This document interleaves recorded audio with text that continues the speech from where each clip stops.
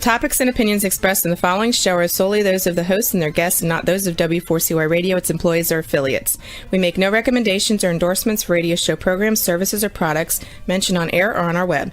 No liability, explicit or implied, shall be extended to W4CY Radio or its employees or affiliates. Any questions or comments should be directed to those show hosts. Thank you for choosing W4CY Radio.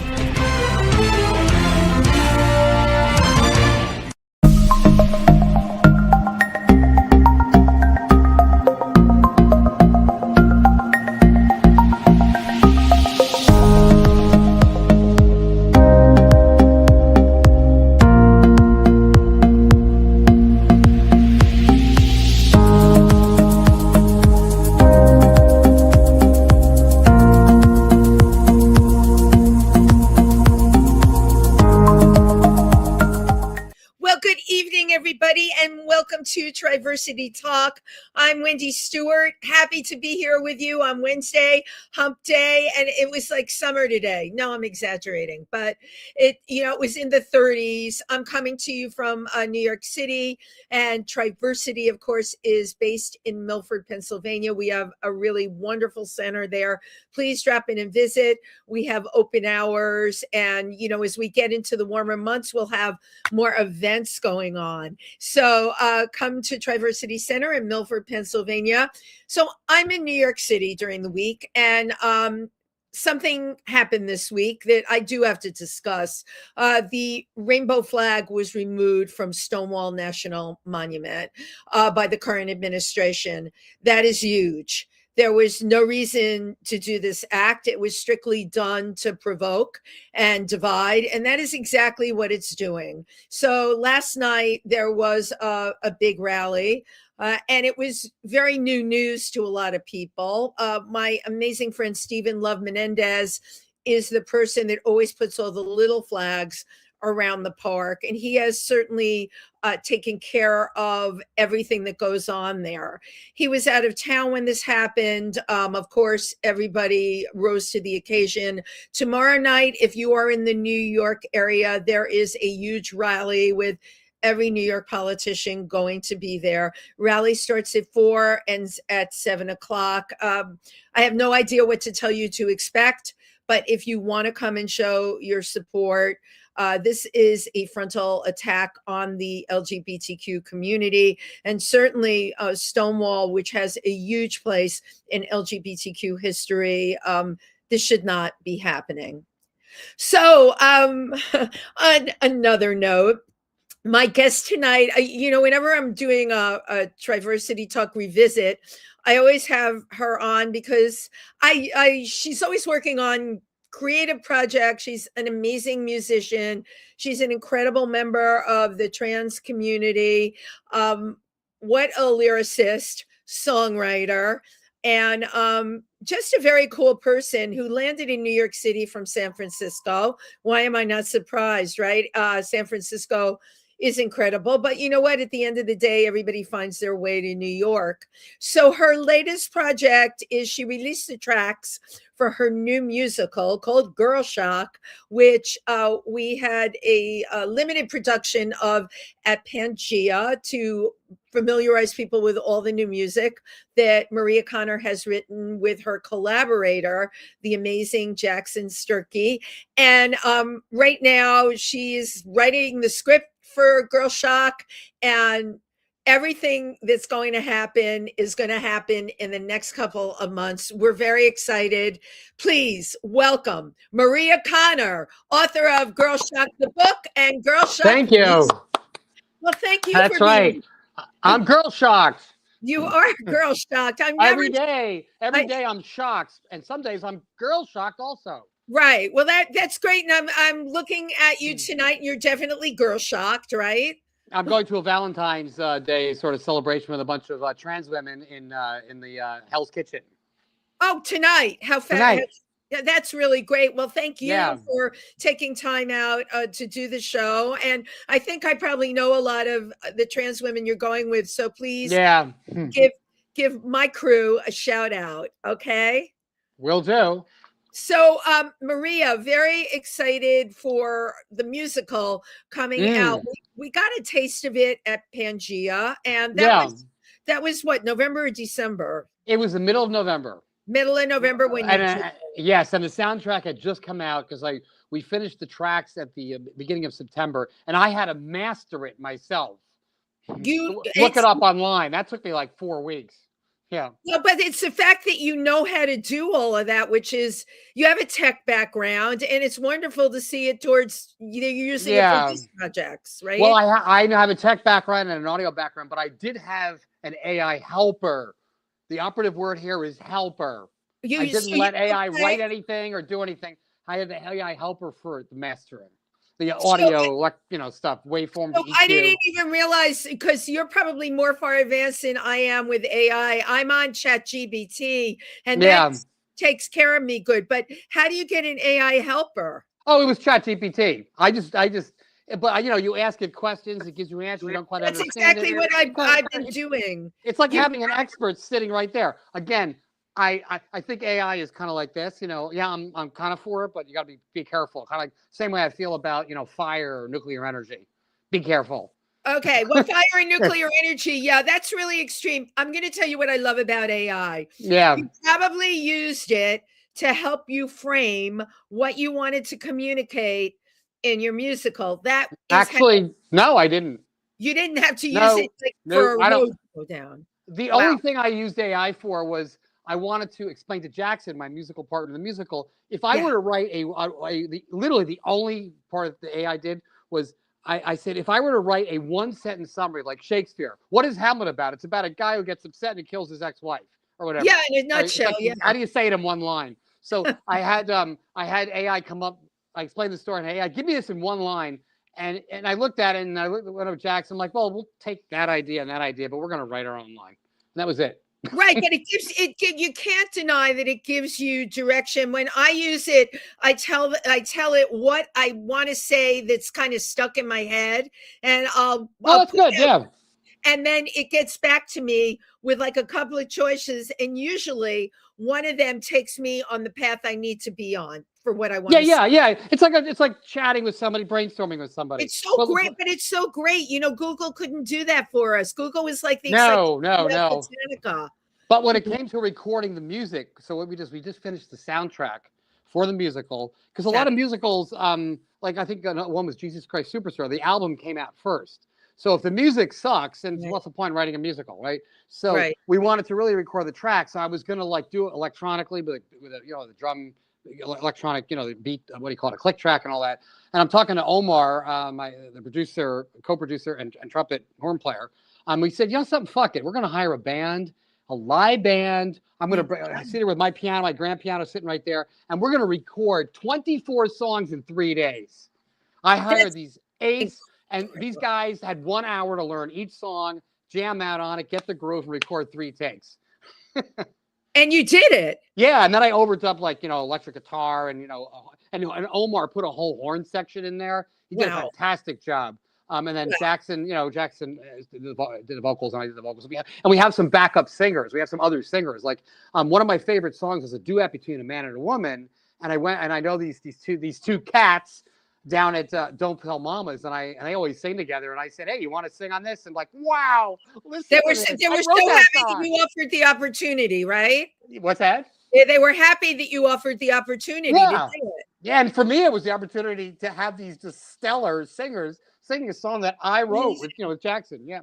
Yeah. So from when you did the book, because when I met you, the book had come out, and from when you just the beginning of starting the musical to where you're at now, how much time are we talking? When I started the musical, I probably started it about 4 years ago, maybe 3.5. I really started working on it with like Jackson in earnest, because what happened was when I moved, right before I moved here, I wasn't planning on moving to New York, but I had one of these rock star weeks where I was like, first night I show up at Cub Cummings, and then like half an hour later, I'm up playing piano. I'm like, people. No, I know it was, but that's how it happens for people here. It's like it's a magical thing. Yeah, exactly. And I met Jackson the next night, and then he bought my book on the spot, because I was performing at a show, and then he got really into it. So when I moved here, just not quite 4 years ago, he and I started meeting every week, and we started writing the music. Amazing story. Yeah. And so we probably wrote all the music within, most of it within the first year. But Wow. you know, I was working on other projects and everything, so we could have squeezed it into like, you know, 2 years. But you know, just the process of recording it and then getting all the singers and trying out overdubs of Yeah, there's doing like it. a lot of songs and they're all really great. I mean, I'm Thank you. amazed. You've really done this in record-breaking speed, you know, Yeah, absolutely. yeah. Yeah, it was and now we're writing the script, right? So the idea was is to have to put it on at a theater, right? You know, we all have the dreams, hey, I want to make it to off Broadway or Broadway and everything. Yeah, of But course you want to do you know, that. I want to quit my job and I'm a tech. I work in tech. I'm a That tech executive. That's a whole nother thing. But is a whole other thing. And they I pay always me tell you, well. That's all that matters. don't Right? quit your day job so quickly, really. Exactly. Plus, they need a mind of a trans woman in order to solve their complicated problems. But Right. anyway, I digress. So, so then so then we said, oh, well, how am I going to get this into a theater? And I started talking to theaters. And I was hoping they would help us finish up the script. And a lot of them were like, no, you pretty much need to finish the script yourself. I'm like, okay. So we're just we're going over it now. We're hopefully, I don't know how long it's going to take, a few months, but we're at the really fun process of the character arcs. I did a lot of research. I read a book Yeah, like that how do you know how to write it? Did you take script writing? Did Jackson take script writing? How do you know how to write? yes. I would not know how to do that. Yeah, so you know, the best knowledge comes from absorbing it from multiple sources, right? So I've done a lot of writing myself. Jackson's done a lot of writing himself. But then I had a friend who introduced me to a book, and I can't remember the name of the book. My friend Pam introduced me to a book from some author who's like a famous playwright, talking about things like character arc and storyline. Then How I to went write to a script. A yeah, how to write a script. I went to scripts for dummies, right? And yeah, that's and I always and I always start with the storyline first. I'm kind of like, you know, write the script last, write the words, the dialogue last, yeah, right? yeah. And it turns out I was spot on about that one. But I from a variety of sources, and I came up with this sort of scheme to always make sure that the storyline is interesting. You have a villain. I mean, my story is basically a superhero story, right? Sure. There's a villain. Well, you know what? All your marketing stuff is superhero. The cartoon illustration that you use, everything about it is what you'd see in a superhero comic. Exactly. And my life really is a superhero life. I mean, basically, if you look at just think about the story arc. My story arc is an arc that is really my arc, but it fits in a superhero, you know, sort of genre, Right. because I think that everybody has the power to be their own superhero. I really do. I mean, there's a few songs about that, right? So, and the arc is basically, you know, 3 phases, right? You know, phase 1 is you're a kid who wants to, like me, I wanted to be a combination of Mr. Spock, Captain Kirk, Batman, and Ozzy Osbourne. You know what I But mean? hold Like, on, there was no female character in there. no, I wasn't trans at all. No, Wow. no. I'm just surprised that like there wasn't even an inkling of a female Nope. superhero. I love trans people. I think you know this. I met my first trans woman in London when I was 10 years old, because I lived overseas. I lived in London for a while, and then in Yeah, Africa. yeah. My father ran safaris. And when I saw my first trans woman, I was just like, girl, good for you. Good Yeah. for you. Like that to me, I thought it was just smoking hot. It was powerful, you know, that kind of thing. But I Yeah. never had any interest, really. I mean, I really like trans people. I like people who were kind of strange, odd. My father was like that. He would go to the strangest person in the room and start talking to them. He's an entertainer. Yeah, Yeah. right, because we call that curiosity. Yeah, he just loved people who were strange Right. and had something to I'm offer. the same way, but you have a lot of, you know, you're very much immersed in a trans group. You know, a lot Yeah, of I the am. girls, those girls are fun, and in the group that I'm talking about, and you know what? That's really they're so great and they're so fun. Who wouldn't want Yeah. to do it with them? Oh yeah, it was great. And then it's always great hanging out with groups of trans women. You know, when I first started going out, uh, 2006, I met a group there, and there were a lot of girls similar to this one would come in and get transformed. So you'd have girls that never went out Right. before. So you were cracking their egg, you know. But anyway, back to my story. So Yes, back to your story. 3 phases. You're this young kid, you know. Like I said, I want to be a combination of Mr. Spock, Batman, Ozzy Osbourne, and Captain Kirk, right? Yes. But then, you know, you're a kid, and then you have these dreams, and that's kind of what the musical's about. You know, Jackson is playing me as a young man, The dude. right? Jackson plays The you as dude, a dude. Yeah. you know, somebody who was very romantic and very, you know, musician and believe, right? But then you get to the second phase. You enter the world, the working world, the adult world, and you just get pounded and ignored, and just, you know, you realize the great nemesis is basically today what you would call in shitification, right? It was I like basically that word. just shallow behavior, you know, glitz, like nobody cares what you're like. They care. It's all fashion. I love fashion, but if that's all it is, Well, like it's the way superficial. It's superficial. You're talking about this superficiality. reality. Yeah. Yeah. I love fashion, but I like a smart woman or a smart model, somebody who's, you know, who talks, who actually entices you with their mind as well as their look. Of course. Like somebody who's got it all. You know, like, you know, think about the Beatles. They had it all. They had right? it all. So you like You the know, whole package. You look for the whole package. Yeah, and you think about any supermodel who is really smart, you know, maybe Cindy Crawford or whatever, who's, you know, got a strong personality. I may be aging myself, but you get the idea, But right? there's a ton of them. Yeah. Yeah, so the people that have it all, the ones that have that external part, but also have the internal part, like the Beatles or Cindy Crawford, I didn't have that because I didn't know about that external part. I was just a dude, right? Right. So I'm getting, you know, and I did fine with work and everything, but dating and just social life, just everything, it was just, I didn't have any power. I had power working in tech because I know how to do that, right? And then when you get, and a lot of us live our lives like that, we feel invisible. People, that little boy in phase one, that young man is still there, right? Do you And think a lot of still wants. Do you think a lot of cisgender men live in that world of being invisible? Oh yes, oh yeah. Oh, yes. Yeah. I don't think there's any doubt about that. And a lot of cisgender women, too. When I did my show, it's amazing how many women came to me, you know, beautiful women I've known for years, even women are just like, get any guy they want. I feel so invisible. I totally relate to that. I'm like, really? Like, you know, like, wow. It's pretty obvious that they don't see the real me. They see this beautiful woman. Right. Right. And for me, they don't see me at all when I'm a dude. Right. So I felt, you know, just sort of, I didn't have the power I had on the inside, the power I had on the outside were mismatched. How many of us feel that way? That is very well put, by the way. Very well.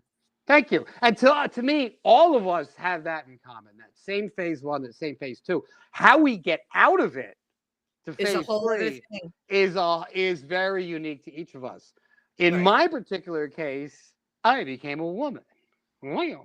You told me the first time you put on women's clothes, you felt incredibly powerful and you got so much attention. It was you felt as a dude, you never got any attention. Yeah, and it was just a Halloween thing. It was just, you know, what happened was I was married to a woman. My wife and I did it for Halloween the year before, and we ended up going to some lane party. It was like an AA party, and everybody was gone. But AA thing is great. It's great, but just, you know, my expectations weren't really set. So so then I said, next year I'll do it. We got divorced. I decided to go out as Maria. But, you know, to me, I don't just do something half-ass. If I'm going to go out for Halloween, I got to start in early September. Right. So I can learn the ropes, learn how to do the makeup, blah, blah, blah. I just left my wife and just had a completely epic time that I just don't have time to go over right now because I think we did it in our last interview. But it was, I know it was amazing. And you know, all of these things are in your book and now your musical. These are your life experiences. Yes. So, and I wrote that's basically in the musical, right? And my book's about it. But when you're in this phase three, the idea is suddenly you find this power, right?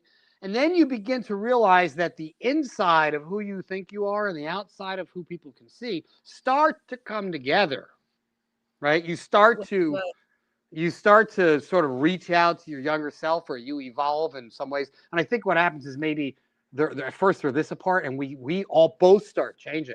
And that's what the last act is about. And the very last song, probably my favorite song in the collection, is a song called "You Are Me," where Jackson commanded me to have a happy ending. Right. Jackson. I love Jackson because Jackson is about happy endings. Happy ending. I kind of wanted it, and we were talking about this concept of "You Are Me." Just think about, you know, Bruce Wayne and Batman are the same person, but are they? You know, me and the dude are the same person, but are we? We But are, of yeah, they course. are, But because what you're talking about is two components that make up a human being, and that can very yeah, well be. There the are people that are that. the inside and the outside. No, and the thing is, nobody will ever really know the dude compared to Maria. You don't. No. Very few people. You met him, didn't you? I was, so I had dinner with the Did dude, you? and Yes. it was kind of a crazy conversation. You were talking about where you were going to go to meet women. I Yeah. think you said a synagogue, and I think I said to you, "Oh, Maria, you can't do that." I just thought it would be fun to try. I tried it, and I But just it's wasn't not like fun though for the other person, Maria. for the other person. Right? It For won't be fun for the other person because that other person, you are a very complex individual. You don't need me to tell you that. Your oh, music there's is, that part of it. Yeah. yeah, To me, your head is really, really complex. Your music reflects your brain, your left brain, right brain. You have it all going on, and when you put it up on stage, it is a fabulous thing. But thank I you. don't think it's such a great thing to date as a guy. I'm Yeah, and just the telling thing is, you. and As a and girl, I'm just telling you that. yeah, I agree. The thing to my musical has the 7 stages of a superhero. Every Love it. superhero has these 7 things, and one of them is unrequited love. Yeah. So what are Right? the 7 stages of superhero? Please share that with us. Let me see if I can remember them all. Every superhero has to have these 7 things, like a real superhero. Number 1, they have to have a backstory, right? Right. Number 2, they have to have a superpower that's unique to them. Number 3, they have to have a secret identity, right? Then they have to make sure I'm counting this right. Then they have to have a nemesis, not a Yeah. villain, a nemesis, somebody who's around for a long period of time. Then they have unrequited love. Then they have a weakness. Wow. And am I missing anything? Oh, and the Oh, last one we need is one more, Maria. We have one more to go. spandex or tights. Yeah? Nylons, tights, spandex. They have to be Spandex. sexy. Yes. Lycra. Yes. Okay, you get it? There you go. So imagine this. Mark, the dude, goes into one of these temples thinking, I'm going to tear this place up. He's thinking like Maria. Without the Maria, that's like Bruce No, Wayne. you're Mark when you go in there. You're not Maria. Yeah, it's like Bruce Wayne confronting the Joker. I mean, every once in a while, Bruce Wayne. Oh, that would be wow. Wouldn't we want to see that? That's Yeah, like but Bruce Wayne fabulous. can't fight the Joker, right? Yeah. He can't. He's standing there. He can't fight the Joker. Right. He's not Batman. So then the problem is I go in there and I'm trying to network with people and I'm just another dude to them, right? So I don't want to go through the effort to have to try to attract people as the dude. What's the point? Yeah. Well, I think I agree with you on that. I But go through the energy. Dude, why What's that? would you have to have an effort? There are people that would say, well, what's the effort? I can just attract people. I don't think anybody who has never been trans like me or drag queen can fully. Let me try to explain to you how this feels. Absolutely. Tell me. Right. So can understand the difference between being a man and being a woman, or at least being a trans woman and a man. Yeah. Yeah. All right. Let me give you an example of something. Like, so a few years ago, 5 years ago, whatever, I went to Puerto Vallarta, right in the whatever. Brought Maria in the bag, and I was there for a week. And for the first 2 days, I was just hanging around. I was just the dude. I literally didn't talk to anybody the entire time, except the waiter. Right. It wasn't like I wasn't like trying not to, but just I'm just a dude walking around. Like if I wanted to talk to people, I'd have to go out of my way and make an effort. And you didn't want to do that as the dude. I was just on vacation mode. I didn't really care. Okay. It didn't even cross my mind. I was happy to, but the thing is, being invisible, having people leave you alone, there's no effort when you're a man because that's the way it is. You have to go way out of your way and if you even try to get people to talk to you, it's very unlikely that they're going to engage with you. It's unlikely. Unless you're sitting at a bar and they're literally sitting right next to you. It's just very hard.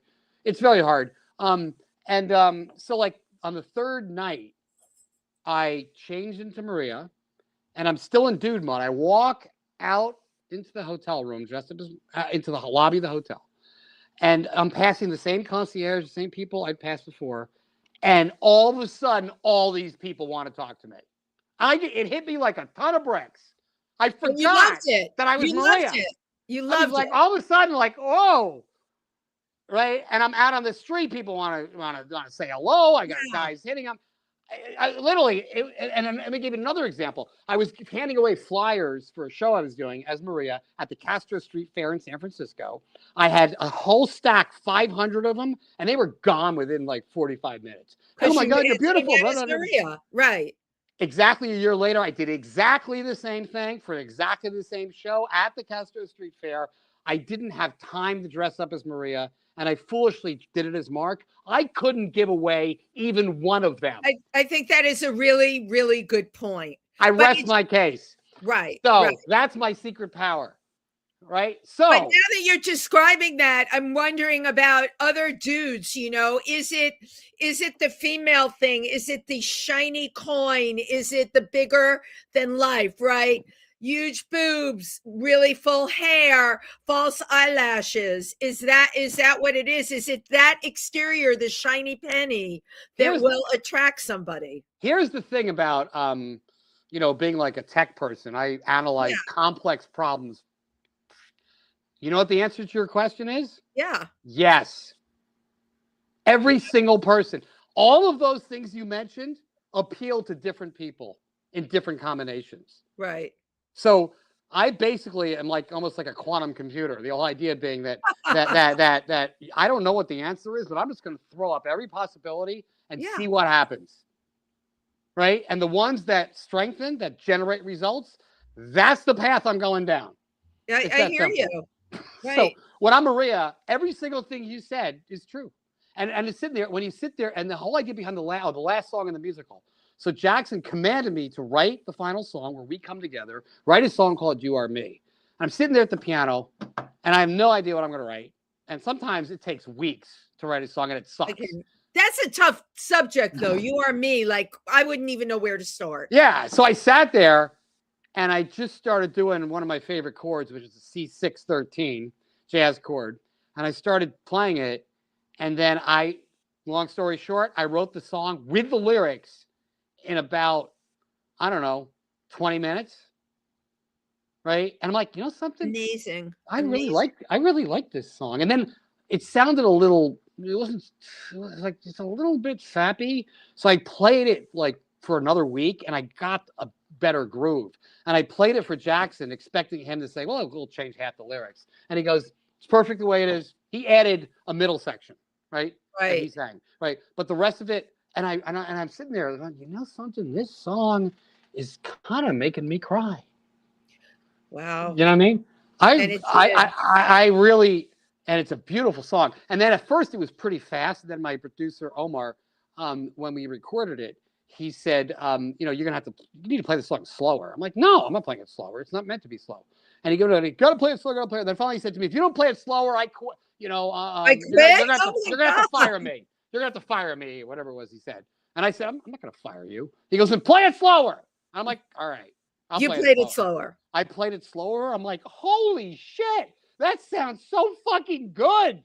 Because he, as a saxophone player and trumpet player, knew that song needed space to put in. And he put in this sax stuff that is the first take. There were no overdubs. And I'm sitting there. I was like, holy shit, this fucking song is I don't even know how to describe it. It was so beautiful, romantic, and it really is a love affair to yourself. It really is sort of like the masculine side, the feminine side, the adult, and the child. I love the title of it. I love that it's masculine and feminine. I did hear the song. Yeah. It's a beautiful song, but you know what? I'm going to compliment you that you were open enough. I know you work with Jackson, but you were open enough to let Omar jump in. Yeah. You listen, right? You're right. He plays the sax. You don't. He does. Yeah, exactly. And the thing is, as an artist, I've learned working with producers and playing for other people. is to be extremely open to other people's ideas. You have to push your own ego out of the way. And Oh, Maria, yeah. a lot of artists can't do that. I think that's why you really, really made treads in what you're doing, because you understand how important collaboration is. Yeah, and the thing is, you have to enjoy it too. Like you become really good at something when you actually enjoy it, right? You want me to tell you something dirty, or should I avoid the dirty No, stuff? you can say, but yes, you can. But is it super dirty? Well, how dirty is it? I won't put any. I'll keep the sordid details. Okay, yeah, that's what I would say. Just keep it kind of general and leave the sordid details out, because I always have to check off a thing for iHeartRadio that says, "Is this segment okay for children?" And this is simple. This is a really quick one. Right. Okay. I was asked by several people, by women in particular, what's the key to giving a great blowjob? Okay. And I said, you have to really enjoy it. And there you go. That's it. Why don't you get t-shirts made up that say that and put them on your website? Yeah, you have to. And the same thing with collaboration in music. You know, if I write a song and somebody has another idea for it, well, shit, yeah, let's try it, because I'm going to enjoy. They're putting their energy into something that I wrote. Sure. Let's see what happens. It's like having sex. It's better. It's the difference between sex and masturbation. Like when I play piano, I love playing with bass players. If I could only have one other instrument on a desert island and my grand piano, it's a toss up between the bass player and the saxophone player. It's a really tough decision, but that is really tough, because I've seen you perform with both. Yeah, I'd have to go with the bass player, as much as I love the sax with the riffs, because the bass player changes the way you play. Because so I wouldn't know this. Explain to me what you feel when you hear the bass and you're at the piano. So if I'm playing the piano, say at a piano bar, this is me, and somebody else is singing or I'm singing, I'm driving the rhythm of it. I am playing a lot of bass notes, and I'm filling them in with my right notes. I'm doing leads, and I'm doing a very honky tonk thing. Sometimes I really used to play a lot of ragtime, but I'm a top. I'm masturbating. I'm a top. I'm pounding into somebody, right? You know, that's what I'm doing. I'm driving. When you play with the bass player, I start off driving. The bass player comes in, and then I trust usually when I first start playing with the bass player, all right, he or she knows what they're doing, and I start to release. And I wait, and I let them drive, and I could take my left hand and move it up to more of a chord position, and I can fill in the spaces, right, and do more leads, and I'm a bottom. Well, because you're allowing the collaboration to happen at that point. Yeah, and then I may draw, and then sometimes when I'm playing with a singer, I will literally just build up tension. You know, it really is like having sex. I'm telling you, you need to be putting this on t-shirts. You sell them on your website. Yeah. Because the Girl Shock image, the cartoon character of you on that t-shirt. I'm telling you, Maria, people would buy these. You know what I want to do? I'm going to look at this and write it down. Yeah. Yes, you can write it down while I run your video. How does that sound? Sounds good. I'm going to write it down right now. Sounds like a plan. Okay. Girl Shock. Great. Let's do it. Life just kept getting better and better and better. Yes. I was Girl Shock. Girl Shock. I'm having a Girl Shock. Tired of being alone. And when I go on in the city, I'm feeling really lonely. Mine just like any better than this Girl Shock. Now I'm getting away all the time. Girl Shock, and I don't know.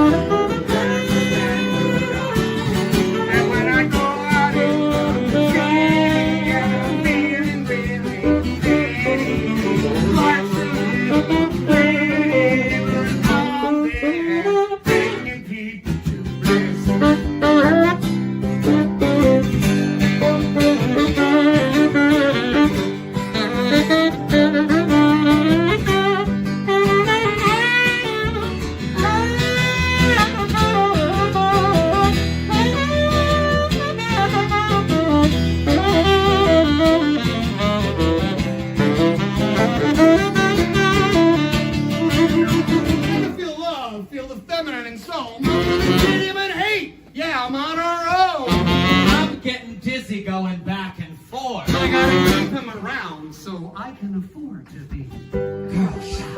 I love it so much, I just can't let go. Girl Shock. It's so absurd that they dislike you so. And when I go out in the rain, feeling really pretty, it looks a little bit pretty, but she's there, bringing people to this Girl Shock. It takes a roll again. Girl Shock. And when we go out in the city, feeling like a kitty, yeah, I'm getting so dizzy. It can't get any better than this Girl Shock.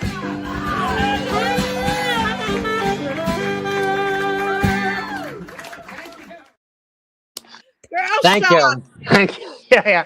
And the idea behind that song is that life just keeps getting better and better and better. Oh my God, I can't believe I went out as a girl and I partied with all these people. I got free drinks. Life can't get any better than this. The next night, it's like, oh my God, I got laid this really easily. Life can't get any better. So Yeah, because everything is great for you as a girl. Yeah, and compared to being a boy, the only benefit to being a boy is, Tell me. is that it's easier to make money. Yeah. Like working in tech. You know what, Maria? That's a biggie. I would cut off my arm to be able to get that. Yeah, and also sometimes you want to be invisible. So the truth is, and here's the sort of the dilemma of being like a trans woman such as myself, part-time or a superhero kind of mode. Which is really wait, I'm back it up a little bit. A trans superhero, part-time trans superhero. Is that what you said? That's kind of what I am. It's just the truth because I got the opportunity of interviewing one of the most wonderful people I have ever met, Jane Weedland from the Go-Go's. I love Jane Weedland. Oh my God. I've never met somebody who you meet her and she just glows with positive energy. Right. And I'm sitting next to her and I said to her, Jane, my last question, what does rock and roll mean to you? I've always wanted to ask a rock star this. What does it mean to you? She goes, oh, nobody's ever asked me that one before. I go, that's a great question. And she goes, I have the power to make people happy. Oh, love it. I'm like, you're right. And that's the way that I feel. And I think anybody can do this. If you do something that people say, what's the secret to being a great entertainer or whatever? You are giving a good blowjob. You have to love what you do and have a great time. Yeah, exactly. And I can literally just dress up as a girl anytime I want, go out in New York and often be dragged up to the piano and have fun and engage with people. And especially if I go to like more of a touristy place, like Don't Tell Mama. I love going to Don't Tell Mama. Oh, yeah, that's a great venue for you. Yeah, at first I was like, oh, it's kind of cheeseball. They always play the same music. So many tourists here. But then after a while, you're like, well, these tourists have never met somebody like me. No, they haven't. And you bring a smile to their face. Yeah. Very passionate on stage, Maria. And, you communicate that with people. They want to come along for the party. You make them believe that the party can happen. And that's what a great entertainer can do. Thank you. And the thing is, like, when I played the piano as a kid, to me, the piano was an instrument where I could talk to the universe. If I felt sad, if I felt happy, if I wanted to be inspired. I mean, my parents had a 1947 Steinway, so I was privileged in that sense. But really were. To have an instrument as a fine craft instrument crafted by people by hand, to have a channel into the universe. To me, the piano was always about how to express yourself. Right. The notes, to me, learning the piano was very right brain, left brain. You learn the notes and whatever. But when you can master something where you know it so well that the other side of your brain is running the show. I mean, like I'm just completely, when I'm playing, I don't even think about, I am not even thinking about what I'm doing. Right. You can just do it. I just do it. Right. Yeah. So when you can command something, and that to me, so when the superhero is sort of like, when you're able to command life that way, when you're able to just be and be happy, you could channel really incredible things. And the amazing, one of the most amazing things of being an entertainer is, I can't tell you the number of times people said to me, is your name Maria? I'm like, yeah. Oh my God, like one of them was, my grandmother was visiting from Ireland 2 years ago, and she's been talking, and she was a very Christian woman, met you, went home to Ireland, and was talking about you for 2 years. I love it. A good Christian woman went back talking about me. And she's like, was talking about. Yes, I met this trans woman, and then she had just passed away like the week before, and he's like, she wanted to give you some of her clothes, and I just ran into you. I'm like, you're kidding me. And then he and like that kind of thing happens. Oh my God, that's that kismet kind of thing. But that's when you are, here's what I know about you. When you're Maria, and that's your happy place. You are bigger than life there. I guess I constantly wonder, because you are brilliant technically. And I don't mean that you do computer things. I mean, you have a tech brain. By the way, I know this. There's a lot of trans people that are in the tech world on a high level. You know that, right? I am, yeah, and I am an engineer. Right. Well, now the engineers do what I tell them to do. Right. But somewhere in here, there's to me, and I don't know what it is, there is a connection to transgender and tech. And yes, it is. I don't know whether it's a highly evolved brain. I don't know whether it's a left brain, right brain thing. Left brain, right brain. It is a left brain, right? I think so. Thing. So how do you, like when you're at work and you have to be the dude? You know, and I always tell you, I love you as Maria. I would hate working for Mark. How do you like? Well, you might. What's that? How do I what? How do you like deal with being the dude at work? I mean, do you feel okay? Is that a role you're playing, or can you? I feel perfectly fine. I feel perfectly fine being the dude. Perfectly fine. Okay. It doesn't bother me. I actually like being the dude. Right. The the thing is, first of all, I work at home. I'm 99% remote. The cameras are never on, so sometimes I'm actually Maria. Oh my God, I love that even better. That's great. There's no mood I'm in. Sometimes I just, most of the time I'm not. And really, what it is that I'm a tech executive. I'm in charge of cybersecurity and AI for a $2 billion division of a very large tech company that you have definitely heard of, right? Right. And, it is I don't work that many hours, but those hours are like doing battle constantly. Yeah. Because my job is to go in there and make sure people are doing the right thing. Right. Right. You're a policeman. That's tough. Or a policewoman. You're a policewoman. That's tough. It's not compliance. Even though I have compliance people working for me, it's more like I'm very knowledgeable about what needs to happen, and I want to make sure people are going in the right direction. Right. And I sometimes have to set the direction, right? And the thing is that that is very similar to being the difference between being a pianist and being an entertainer. They're very similar, right? A pianist can play the piano, and they may be just incredible on the piano. But are they a good entertainer? Are they having fun? No, not necessarily. We know a lot of great accompanists, and that's why they're accompanied people. You actually do both, because when you are at the piano, you are on, you are performing, and then you can jump up and grab a guitar and put as much passion into that as you do in the piano. Yeah. Then there's the singing that, the same force, the same power, the same passion is behind that.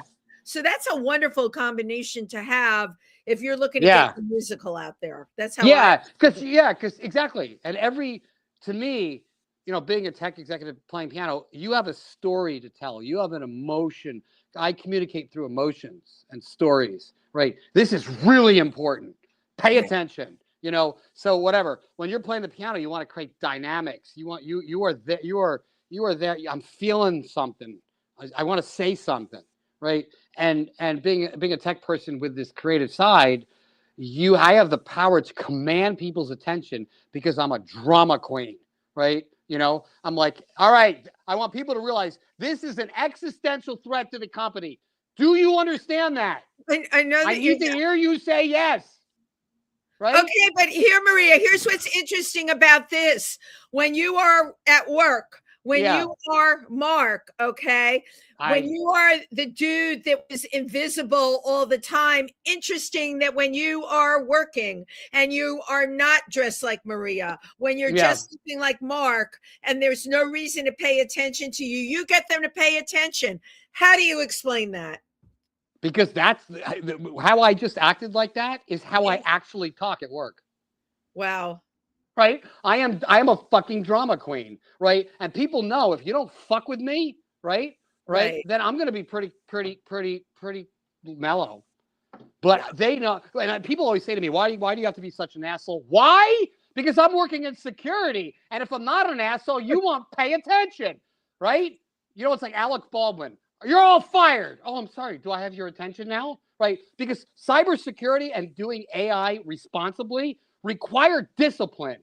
Right? Absolutely. Right. Yeah. And this is literally the way I talk. It requires discipline, right? Because if you're not, because security is one, and cyber doing the good things with AI is something that is not obvious. If you fuck something up in cybersecurity, then people may not know for a year, and everybody's trying to cut corners. And I'm like, no, that is not going to happen, right? Right. And I was put in there because my boss knew that I would just tear into people because I'm like a knight holding a sword. I don't want to kill you. I don't even want to remove my sword from my sheath, but I'm going to show you how fucking sharp this is because I don't want you to fuck with me. Right? So that's how important this is. I have to ask this. Do you have a lot of coworkers that are friends of yours? Well, I don't have the only one who's a personal friend of mine is somebody who I hired through another friend, and she became a friend of mine, and she knows about it. No, they are not friends of mine, and the vast majority of them. Nobody's looking to go out for drinks with a dude after work. I know. Well, actually, I would say, first of all, I only act that way maybe 10% of the time. It's still pretty heavy duty, you know? It is, because people know. And the thing is, I'm working on a project right now. If it fails, it will cost the company a minimum of $1 billion. No, I mean, somebody like you in a company is really what we say worth their salt to have, you know? Oh yeah, they know it. And I say to them, and people, a lot of people understand it, right? They understand, they respect me. They say, God, most people work for me. They're like, you are such a fucking pain in the ass, but I have never learned so much from somebody. I'm so glad to be working for you, because after a while, I'm not an asshole. Just don't be sloppy. Don't be sloppy, right? Because people will die if we don't do this right. Billions of dollars are going to get lost, and people are going to die. Do you understand that? I am a drill sergeant. Don't make me do this. I'm sitting here on my couch and I'm terrified. Maria Konner, we only have 2 minutes left. I don't know where the time goes with you, but even when I hang out at your house when you do your jam sessions, the time just goes so quickly. What can we expect to see in terms of Girl Shock going forward? We have 2 minutes left. So the next step is to put it on at a local theater. Okay. Jax and I have to finish the script, so we may put on segments of it, probably coming sometime in the spring, maybe. Okay. We have a couple theaters where we might even have to do a Fringe Festival thing. I got to find out. But we might be doing like 10 or 15-minute vignettes, and so we're finishing the writing in segments. Like my favorite one. That's what I was going to ask you. Your process. So in order to get something like this put up, you have to do the writing in segments because it's like a book proposal. You get the outline down and you finish it in segments. And my favorite segment is my first trans hookup with the trans woman. And the song augments it. It's really great when you have this great scene and then you bust out into a song. I love it. I think it's great. So, and then I imagine after you put up these 10-minute segments, you have to start looking for angels, people that are going to give you the money to do this thing. Yeah. And to me, it's trans focused. But it really is about. I have a lot of messages, and we didn't get to touch on it, but your political aspects, which people can go to Medium, Maria Konner, and read some really great articles. In my case, I had to read the sentences over and over again to get into her mind to connect the tech to politically what's going on in the world. It's a very incredible perspective to come at things from that definitely is how you think, Maria. And I chair the technology working group for the Upper You East too? Side Democratic Party. Yes. Right. And we're right. working on AI innovation because regulation is going way too slow. Innovation. You don't like the way the AI is working right now? Then build one I that's going to work agree. for you. That nothing else will work. I agree. It's kind of like the Epstein files. It's going way too slow. Let's move this thing along. They should Let's put just. you in charge of that. They want you to turn around. Remember, my job is to smell bullshit and go after criminals for a living. I can smell Maria bullshit Konner. from a while. They want you on the treadmill. Fuck that. Right. Innovation, create the world you want to create, and leave everybody. Just forget about all these That's other crazy it. shit Get going there. on. Do your Yeah. job. We are at time. I always take a couple of pictures before we say nighty night. So right to my camera. Okay. Do I wave? Yeah, you can do whatever you want. Oh, come on, camera. Cool. Maria, thank you. You're always a pleasure. Have a Thank you. wonderful Valentine's celebration. Yeah. Tell my girls hi from me. You know who they are. And Yes, I do. yes, and I was sorry that I missed your jam session because of the cold weather Saturday night. First Saturday of every month, sit by the Yep. Steinway, you know, Yep. at my place. Great Steinway, and jam everybody session. gets to perform. And My Bernice grandfather's. plays accordion, and it really is a lot of fun. Thank you, Maria Konner. Good luck with everything. Okay. Thank you to everyone who tuned in tonight. If you can come tomorrow night down to the Stonewall Monument, if you're listening to the show, it's from 4 to 7. Okay, they are going to resurrect the flag again. Good Good night, everybody. Okay, good night. Thank you, everybody.